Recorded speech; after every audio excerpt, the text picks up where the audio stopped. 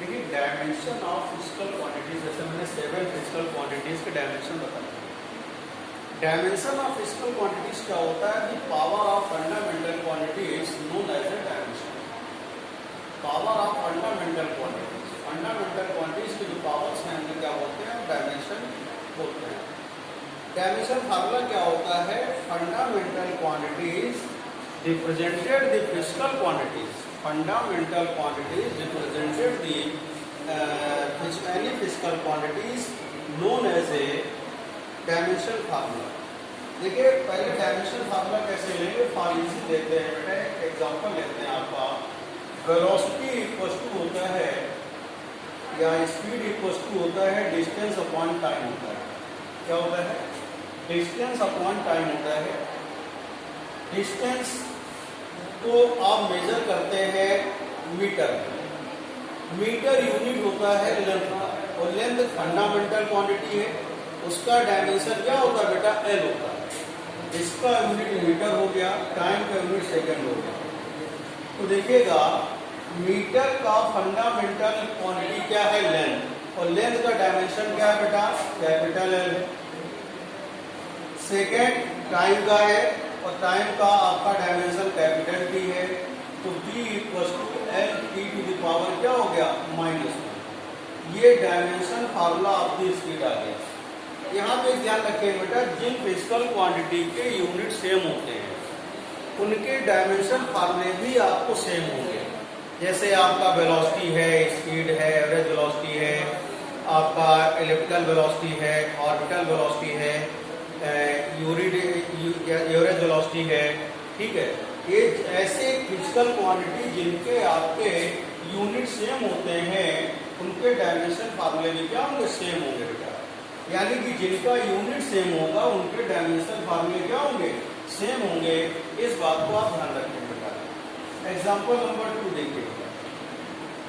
जैसे आप जानते हैं एक्सेलरेशन, एक्सेलरेशन क्या होता है? The rate of change of velocity known as a acceleration. The rate of change of velocity known as a acceleration होता है, और इसका यूनिट क्या होता है बेटा? मीटर पर सेकेंड स्क्वायर होता है। मीटर मीन्स आपका डायमेंशन कैपिटल है, सेकेंड स्क्वायर मीन्स हो गया आपके पास कैपिटल टी स्क्वायर हो गया, L T to the power -2 आ गया। देखिए acceleration, gravitational acceleration, linear acceleration, centripetal acceleration, इन सभी का यूनिट क्या होता है बेटा? मीटर पर सेकेंड स्क्वायर होता है। तो इन सभी का डायमेंशन फार्मूला क्या होगा? सेम होगा। Linear acceleration, gravitational acceleration and centripetal acceleration, इन सभी का डायमेंशन फार्मूला क्या होगा बेटा? सेम होगा।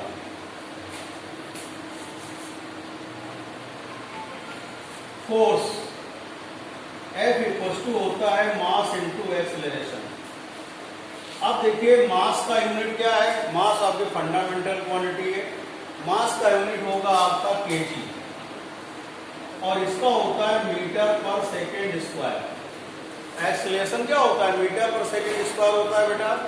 तो यहाँ पे देखिएगा ये आपका कैपिटल M होगा, मीटर के लिए बेटा L होगा, और सेकेंड के लिए टी स्क्वायर होगा, mn टी की पावर -2। अब एक से ध्यान देंगे बेटा, यहाँ पर फोर्स के जैसे होता है, दो सिस्टम मोस्टली होते हैं, एक होता है एमकेएस और एक होता है बेटा यहाँ पे सीजीएस।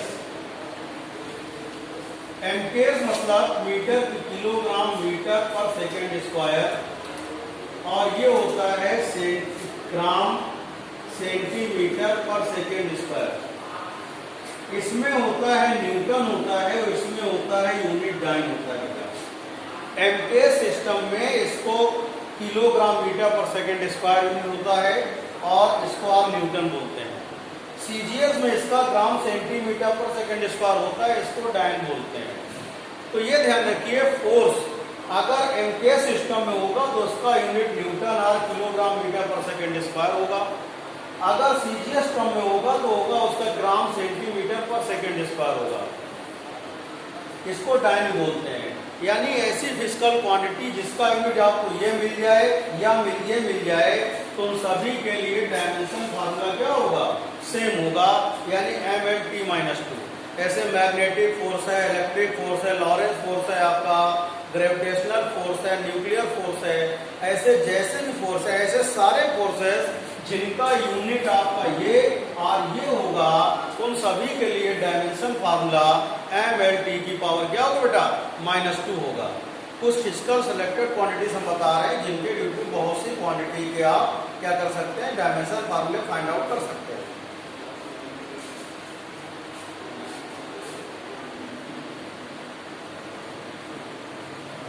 नेक्स्ट देखिएगा work. Work equal to force into क्या होता है, डिस्प्लेसमेंट, यानी बल में विस्थापन होता है, आप लोग जानते हैं। फोर्स के लिए होगा m इंटू ए और ये s। इसका बेटा इसका यूनिट केजी, इसका मीटर पर सेकेंड स्क्वायर, और इसके लिए क्या होगा, मीटर। तो किलोग्राम मीटर स्क्वायर पर सेकेंड स्क्वायर। बेटा किलोग्राम आपका यूनिट किसका है, मास का। तो मास फंडामेंटल क्वांटिटी, उसका डायमेंशन क्या होता है, कैपिटल एम। तो यहां लिखेंगे आप कैपिटल एम, एल स्क्वायर, और ये होगा बेटा टी स्क्वायर, तो ये होगा M L square T to the power -2। यहां पर भी देखिएगा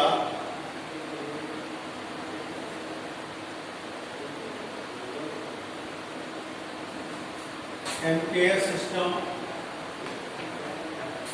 और ये सीजीएस, ये होता है जूल, ये होता है इसका अर्थ, यानी कि किलोग्राम मीटर स्क्वायर पर second square, gram centimetre square पर सेकेंड स्क्वायर। देखिए बेटा एमकेएस सिस्टम में इसका यूनिट होता है जूल, और यूनिट आपके पास ये होता है kilogram metre per second square. इसका होता है अर्ग और ग्राम सेंटीमीटर पर सेकेंड स्क्वायर। बात क्लियर हो गई। अब एक चीज ध्यान रखेंगे, बेटा कि ऐसी सारी यूनिट, सारी क्वांटिटीज जिनका यूनिट जूल होता है, आर अर्ग होता है, or kilogram metre per second square होता है, or gram centimetre second square या अर्ग होता है, उन सभी के लिए डायमेंशन फार्मूला सेम होगा। यानी all types of work, all types of energy का डायमेंशन फार्मूला जो होगा वो बेटा वर्क के इक्वल ही होगा। जैसे काइनेटिक एनर्जी है, पोटेंशियल एनर्जी है, केमिकल एनर्जी है, न्यूक्लियर एनर्जी है, इलेक्ट्रिक पोटेंशियल एनर्जी है, इन सभी के लिए dimension formula all types of energy के लिए क्या होगा, ml स्क्वायर टी की पावर क्या होगा बेटा, -2 होगा। इस बात को आप क्या रखोगे, ध्यान रखोगे। All types of energy and all types of work, उनका डायमेंशन फार्मूला क्या होगा, बिल्कुल वर्क के इक्वल होगा। ml स्क्वायर टी की पावर क्या होगा, -2 होगा बेटा।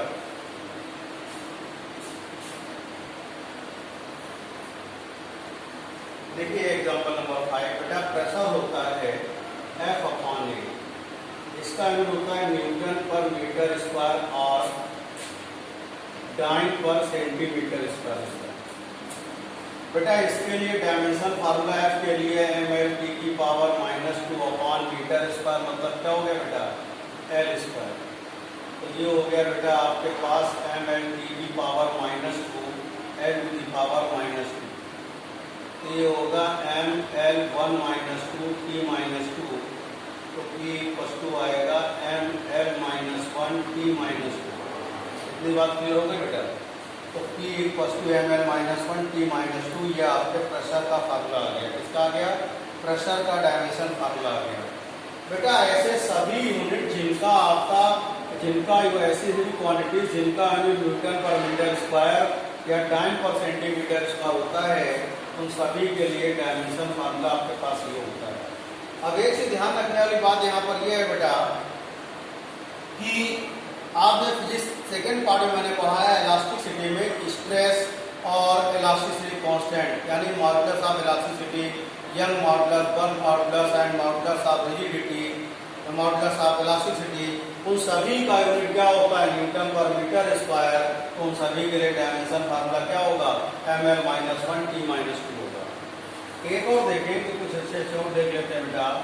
F equal to capital G m1 m2 upon क्या होता है आर स्क्वायर। ये न्यूटन का ग्रेविटेशनल लॉ से यूज होता है बेटा, आपने 9 में पढ़ा होगा। F equal to G m1 m2 upon R square. F force है, G यूनिवर्सल ग्रेविटेशनल कांस्टेंट है, m1 m2 मास है, r क्या है डिस्टेंस है। तो बेटा capital G equal to find करेंगे F R square upon m1 m2। F के लिए बेटा होगा ml t to the power minus 2, ये l स्क्वायर होगा अपॉन m इंटू m। ये सॉल्व करेंगे, पावर 1 है पावर 2 है, तो ml 1 plus 2 t minus 2 upon आएगा m square.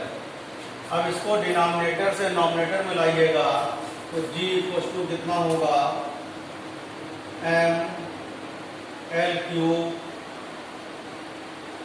t to the power minus 2 m to the power minus 2 m 1 minus 2 l cube t minus 2।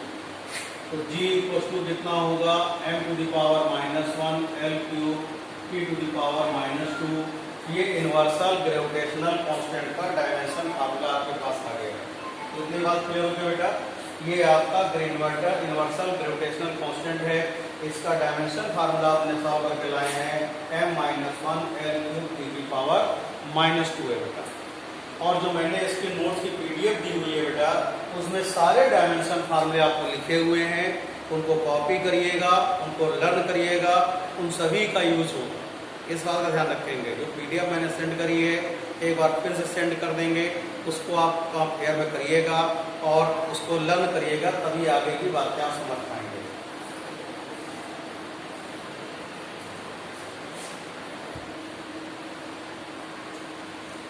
बेटा आप देखिएगा application of dimension analysis. Application of dimension analysis पहला इसका use application है बेटा, convert to unit one system to other system. Convert to the unit one system to other system. बेटा इसके लिए यानी कि मात्रकों को एक पद्धति से दूसरी पद्धति में बदलना है। तो देखिएगा इसके लिए यूनिट ये फार्मूला यूज होता है n1 u1 equal to n2 u2। इसको मेजर वाले बता चुके हैं आपको, nu इक्वल टू कॉन्स्टेंट आपको बता चुके हैं। अब देखिए बेटा यहाँ पे कि n1 क्या है numerical value in first system, u1 unit in first system, n2 numerical value in first system और u2 is a unit in second system. फिर समझिएगा n1 is a numerical value in first system, u1 unit in first system, n2 numerical value in second system and u2 is a unit in second system. एक example देखते हैं। ऐसे 1 gram per centimetre को convert करना है kilogram per metre cube में convert करना है आपको। ये क्वेश्चन है।